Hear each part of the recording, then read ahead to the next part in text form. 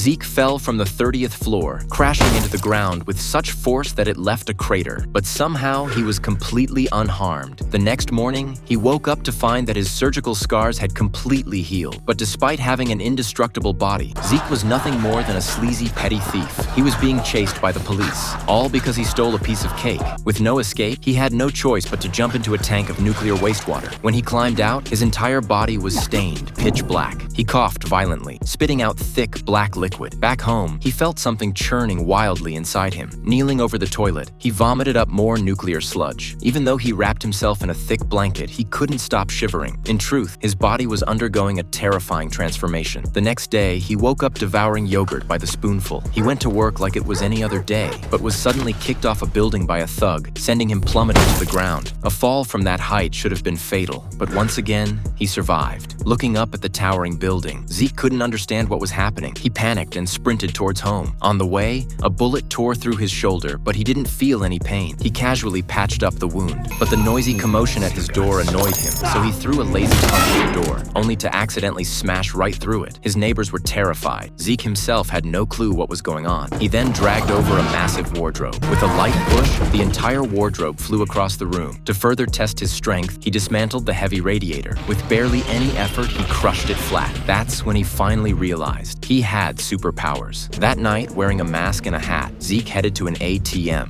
After glancing at the security camera, he started punching the machine repeatedly. Moments later, he easily ripped the ATM from the wall and carried it back home. Just then, he heard a commotion downstairs. His neighbors were being cornered by a group of thugs. This was the perfect opportunity to put his powers to use. Zeke walked down the stairs, ready to teach those punks a lesson.